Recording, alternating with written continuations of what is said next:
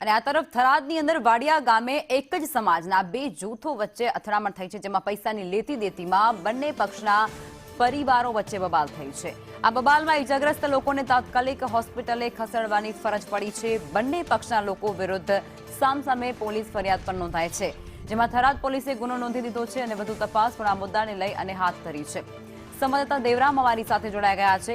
દેવરામ, થરાદ જિલ્લાની અંદર એક અથડામણ જૂથ થઈ છે, જેની અંદર એક જ સમાજના બે પક્ષો આમને સામને આવ્યા છે, વિગતો શું છે? આપને જણાવ્યું કે થરાદ જિલ્લાના થરાદ તાલુકાના વાડિયા ગામ છે, જે બે વેપાર ખાતે બદનામ છે અને અત્યારે ગઈકાલે મોડે રાત્રે બબાલ થઈ હતી। એક જ કોમના બે જૂથો છે તેની વચ્ચે બબાલ થઈ હતી। જણાવવા મુજબ તેમનો છે પૈસા લેતી રીતિમાં ઝઘડો થયો હોવાનું અનુમાન છે।